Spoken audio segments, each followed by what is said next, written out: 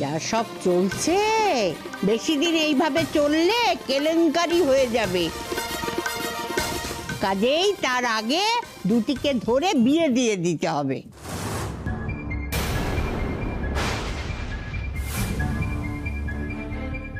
কার বিয়ের কথা বলছো বলো তো ঠাম্মি, বলো না, বুঝতে পারছি না। বল, কার বিয়ে? জয়দার তো বিয়ে হয়ে গেছে, সোমরাজ আর আমার তো বিয়ে হয়ে গেছে, তাহলে ভক্তি ভাইয়েরও তো বিয়ে হয়ে গেছে, তাহলে আর কে?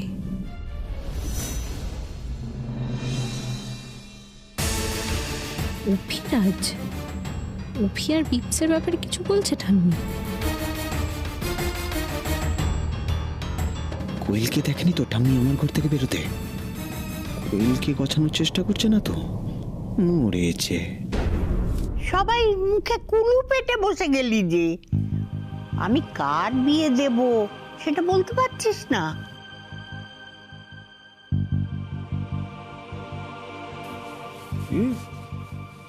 আবার কার বিয়ে?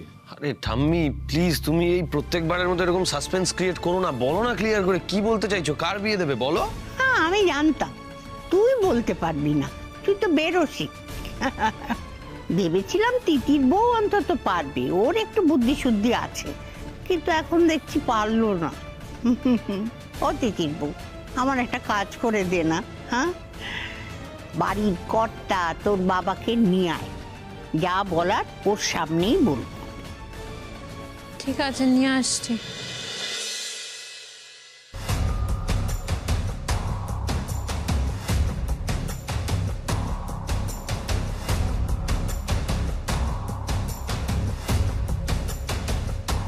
এই যে বাবাকে নিয়ে চলে এসেছি।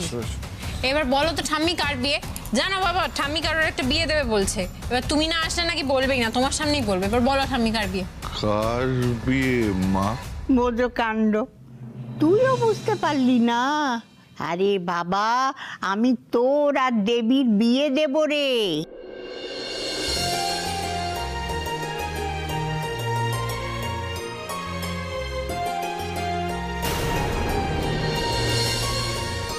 হ্যাঁ, বুড়ো বয়সে আমার ছেলেকে আমি আবার বিয়ে দেব।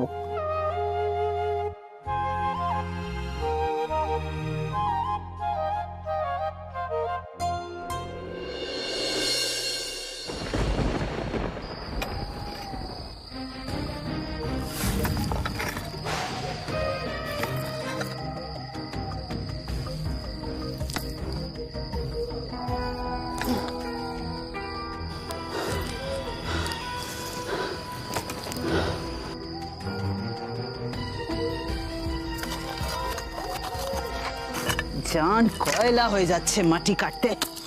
উফ, সবাই তিতিরের জন্য রং মেখে একই জামা কাপড় পরে এমন কায়দা করলো। তিতিরের বদলে দোয়েলকে আমি খুন করে ফেললাম। শত্রু শেষ হলো না, শত্রু শেষ হলো না। পরের বার দোয়েলের পাশে আরেকটা কবর খুঁড়ে আমি সেখানে তিতিরকে চাপা দিয়ে দেব। কোনো ভুল হবে না, কোনো ভুল হবে না।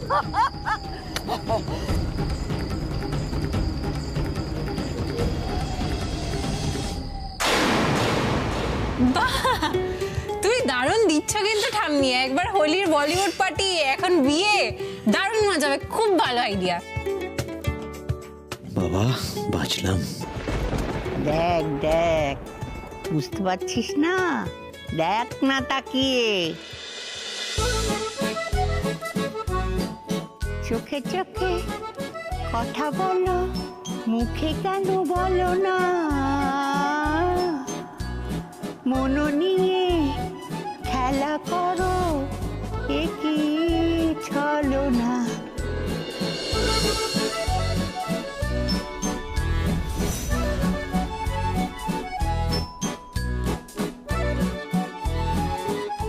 এই যে দেবী এত যত্ন করলো আমার বড় খোকার, তবেই না আজ আমার বড় খোকা এরকম হয়েছে, ভালো হয়েছে।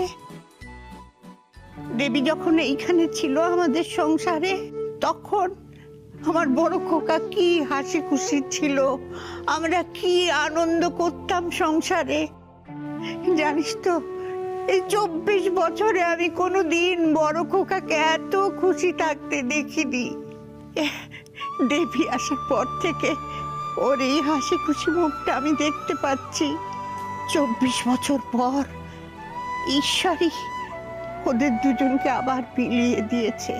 জানিস তো তিতির বউ, আমি ওদের এই হাসি খুশিটা আমি চলে যাবার আগে দেখে যেতে চাই। তাই জন্যেই আমি মরার আগে ওদের 2 হাত এক করে দিতে চাই।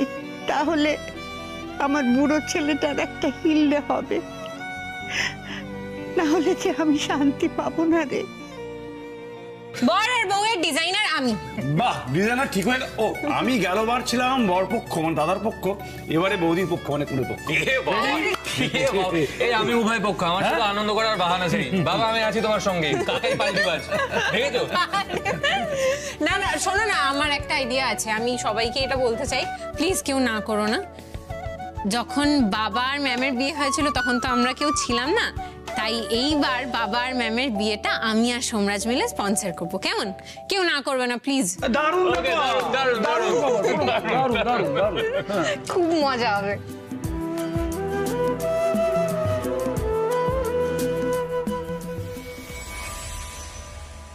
এই কি হয়েছে তোমার? সবাই এত আনন্দ করছে, কিছু বলছো না কেন?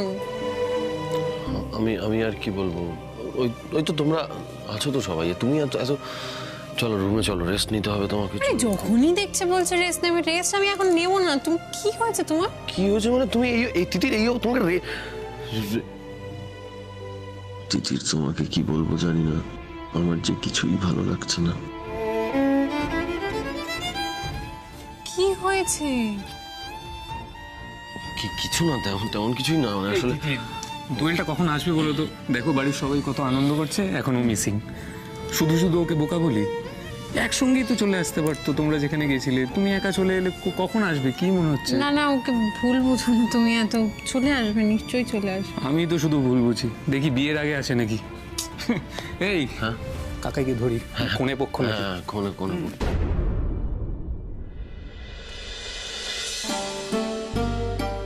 সত্যি এত কিছুর মধ্যে দিদিটাই শুধু নেই। ঠাম্মি, তাহলে কথা যখন হচ্ছেই আমরা তাহলে চটপট আয়োজন করে ফেলি বিয়ের।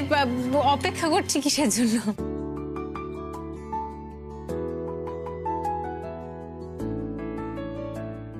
মম সুজয় ব্যানার্জিকে বিয়ে করে সেটেল করে যাবে, ছেলের বউ নিয়ে ঘর করবে। কিন্তু আমি তো আমার অধিকার ছাড়বো না, কিছুতেই ছাড়বো না। তো বর বউ কোনো কথাই বলছে না, কিসের প্ল্যান করবো মা? কি গো দাদা, কিছু বলো। আমি আর কি বলবো, হ্যাঁ দেবী বলুক। তার মানে সম্মতি আছে। Thank you. বৌদি এবার তুমি বলে ফেলো। সুদীপ,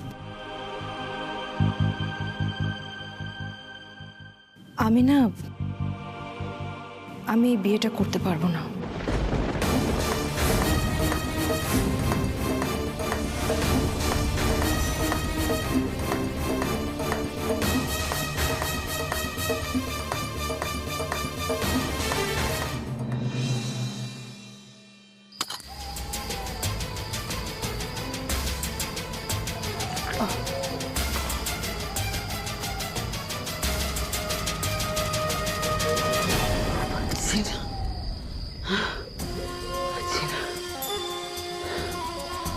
না না, বসে থাকলে চলবে না, বসে থাকলে চলবে না।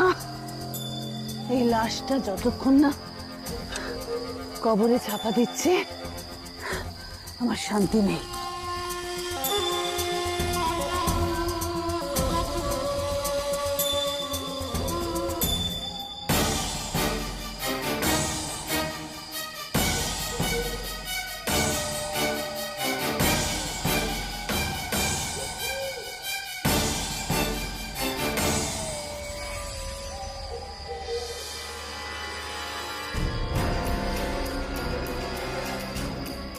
ইস, দিদিটাকে কবরে পুঁতে দেবো আর তিতির কিছু জানতে পারবে না? না না, তা হয় নাকি? আমার কোনো কর্তব্য বোধ নেই। কফিনে শেষ পেরেক ঠোকার মতন একটা মেসেজ তো পাঠানো উচিত দিদি।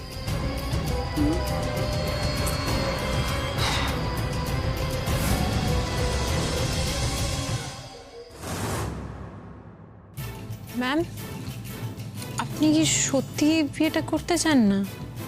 আমরা তো সবাই ভাবছিলাম আপনি আর বাবা একে অপরের ভরসা, আর সেই জন্যই হয়তো ঠাম্মি। আপনি যদি না চান তাহলে।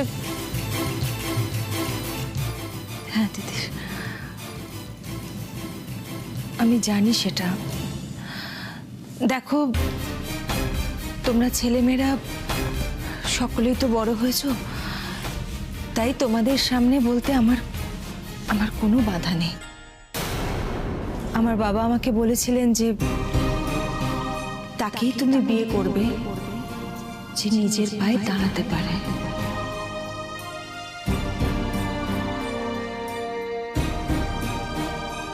সেক্ষেত্রে আমি এখন সুজয়কে কি করে বিয়ে করি বলো তো?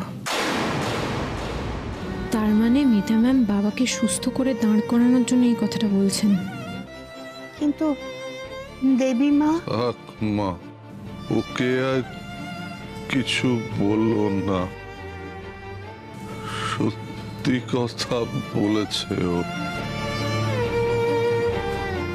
যে লোকটা হাঁটতে চলতে পারে না, তার সঙ্গে কি করে ঘর বাঁধবে দেবী? কি করে? হ্যাঁ সুজয়, আসলে বাবার কথাটা কি করে অমান্য করি বলো তো? তবে আর তুমি যদি হাঁটতে চলতে পারো, উঠে দাঁড়াতে পারো, তাহলে তো আমার বিয়ে করতে কোনো আপত্তি নেই সুজয়।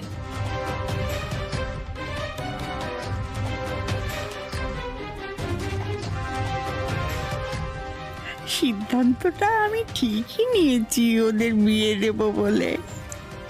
হে গোপাল, এইবার তো বাবাকে নিজের পায়ে দাঁড়াতেই হবে। আচ্ছা, চাপ পড়েছে। দেখেছো তো বাবা মিতা ম্যাম কি বলছে? তুমি দেখিয়ে দাও তো নিজের পায়ে দাঁড়িয়ে। দেখো, বিয়েটা তো করতে হবেই, কারণ ঠাম্মি বলেছে। মিতা ম্যামেরও কথা রাখতে হবে। দাঁড়িয়ে পড়ো তো, কোনো ব্যাপারই না। ধরো, নিশ্চয়ই পারবে। আমি ধরছি। দেখো তো, এক্ষুনি নিজের পায়ে দাঁড়িয়ে পড়বে। দেখো তো, কেন পারবে না? পারবে, নিশ্চয়ই পারবে। এই তো ধরো, পারবে। চেষ্টা করো, পারবে। এই তো বাবা হচ্ছে। ধরো, আমার হাতটা ধরো।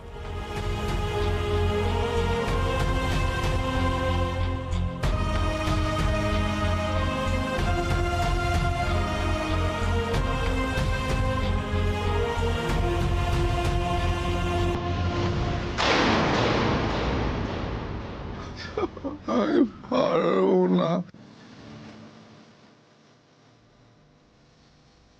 আমি তোমার কথা রাখতে পারবো না দেবী। কেন পারবে না সুজয়? তোমাকে পারতেই হবে। তুমি কি চাও না বলো যে মা যে স্বপ্নটা দেখেছে সেটা সত্যি হোক? চাই তো, কিন্তু আমি পারবো না। চেষ্টা করো সুজয়, তুমি পারবে। আমি তোমার জন্য অপেক্ষা করব সুজয়। আমি অপেক্ষা করতে রাজি আছি। যেদিন তুমি নিজের পায়ে দাঁড়াবে সেদিন কি আমাদের বিয়ে হবে। তুমি নিশ্চয়ই পারবে। দিদি মেসেজ করেছে।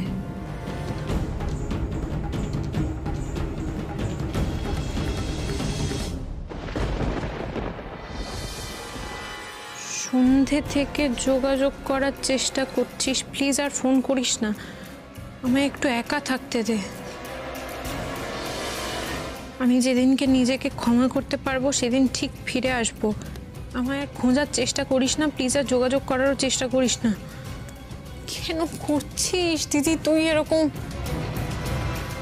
তো আমায় মেসেজ করছে, তার মানে নিশ্চয়ই দিদির ফোনটা খোলা। পুলিশকে যদি বলি দিদির এই নাম্বারটা ধরে ট্র্যাক করতে, তাহলে তো হ্যাঁ হ্যাঁ মহামায়া ম্যাডামকে একবার ফোন করি, ওনার সঙ্গে তো চেনা জানা হয়েই গেছে, উনি নিশ্চয়ই সাহায্য করতে পারবেন। হ্যাঁ হ্যালো ম্যাম, চিনতে পারছেন? আমি তিতির বলছি বালিগঞ্জ থেকে। আরে হ্যালো রোমান্টিক হিরোইন, বলো কি খবর বলো। হ্যাঁ ম্যাম, অ্যাকচুয়ালি একটা প্রবলেম হয়েছে, আমার দিদি মিসিং, কিন্তু আমাকে মেসেজ করে চলেছে। আপাতত বাড়িতে কেউ জানে না, আমি শুধু আপনাকেই জানাচ্ছি, যদি আপনি একটু সাহায্য করেন। সে আবার কিরকম কথা, খুলে বলো তো বিষয়টা। দিদি কোথায় গেল? দিদি,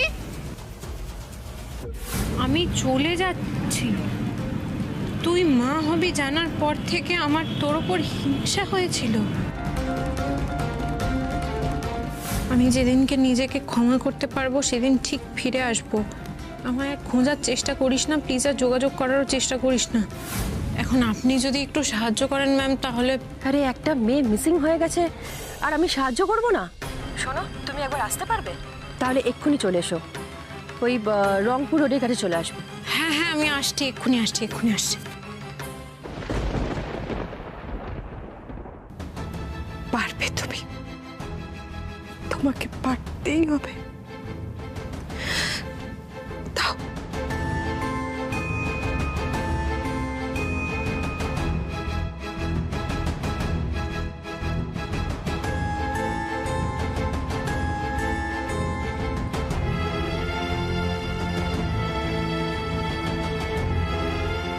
এই সুযোগ, সবার চোখ এড়িয়ে আমায় বেরিয়ে যেতে হবে।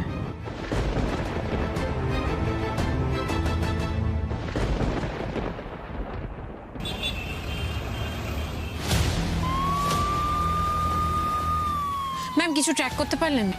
এই তো সামনে 200 মিটারের মধ্যে লোকেশন দেখাচ্ছে, সোজা গিয়ে ডান দিকে। এ দেখো, এখানে দিদি ফোনের লোকেশন দেখাচ্ছে, এখানে আছে দিদি। এত রাত্রিবেলা এত শুনছেন রাস্তায় দিদি একা কি করছে? ম্যাম, দিদি ভালো আছে তো? ঠিক আছে তো?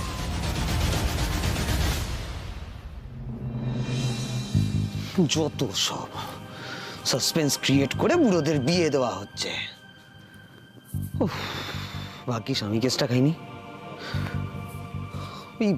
ওই কোয়েলকে আমার গলায় ঝোলালে তো বাবা গো।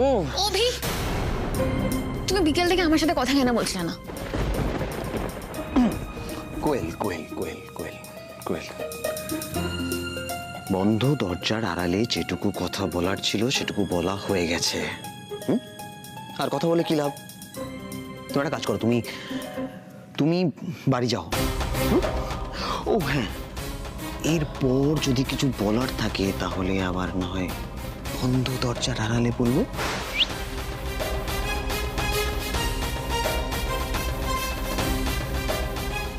কি হলো? অভি আমার সাথে এভাবে কথা কেন বললো? আমি তো অন্য কিছু ভাবছিলাম। অভির কাছে নিজেকে সমর্পণ করে আমি ভুল কিছু করিনি তো? অভি আমাকে বাড়ি চলে যেতে বলছে। দিদি, এই দিদি, দিদি কোথায় তুই? এই দিদি সারা দিচ্ছিস না কেন? দিদি সারা দিচ্ছে না। তুমি একটু শান্ত হও, একটু শান্ত হও। দিদি কোথায় তুই? এই দিদি। ম্যাম, একবার এদিকে আসুন। এখানে কি মনে হচ্ছে না কাউকে একটা টেনে নিয়ে আসা হয়েছে? ঠিকই তো, এই দাগটা দেখে তো মনে হচ্ছে কাউকে এখান থেকে টেনে নিয়ে যাওয়া হয়েছে। ওই মাটিটা এরকম উঁচু কেন? এরকম উঁচু হয়ে আছে কেন? এখানে তো মনে হচ্ছে কাউকে কবর দেওয়া হয়েছে। না, আমার দিদি কিছু হতে পারে, আমি কিছু বাজে ভাববো না দিদি। এটা বেশিক্ষণ হয়নি, বেশ টাটকা বলেই মনে হচ্ছে। খবরটা খোঁড়ার ব্যবস্থা করুন। তুমি এদিকে এসো।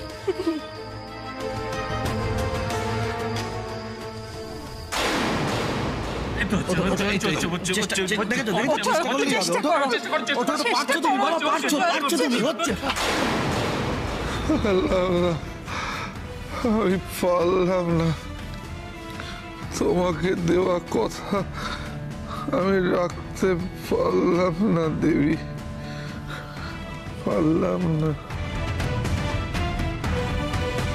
এত বছর ধরে আমি তোমার জন্য অপেক্ষা করে আছি দেবী। আমার মনে দেবীর আসনে তোমারই জায়গা, আর আজ এত কাছে তোমাকে পেয়েও আমি হারিয়ে ফেলবো?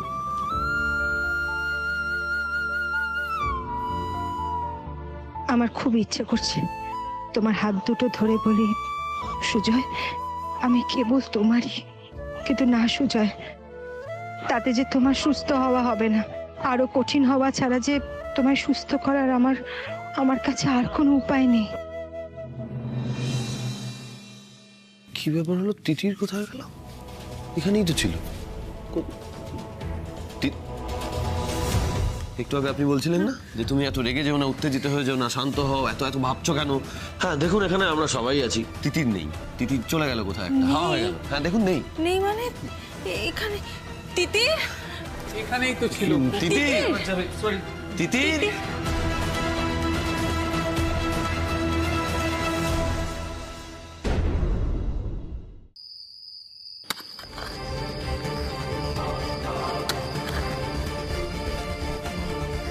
না, আমি কোনো বাজে কথা ভাববই না, কোনো বাজে কথা ভাববই না, সব ঠিক আছে। আমার দিদি কিছু হতেই পারে না। কিন্তু আমার ফোনটা ধরছে না কেন বলুন তো? আমি ফোন করছি তো বারবার। আমার দিদি ওখানে নেই না, কবরটা কেন করা হয়েছে? আমার দিদি ওখানে থাকতে পারে না, বলুন না। আমার দিদি ওখানে থাকতে পারে না, বলুন না। এটা হতে পারে না। তুমি তো দেখছো এখানেই লাস্ট লোকেশন দেখাচ্ছে, এরপরে আর ট্র্যাক করা যাচ্ছে না।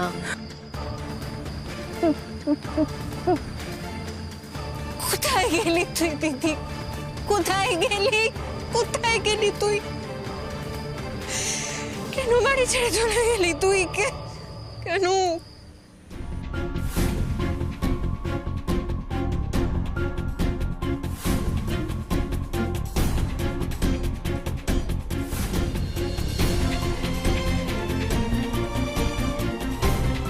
বাড়ির সবাই যে আমায় ভুল বুঝছে। বাড়ির সবাই যদি তোকে ভুলও বোঝে, তাহলে তাদেরকে বোঝানোর দায়িত্ব আমার।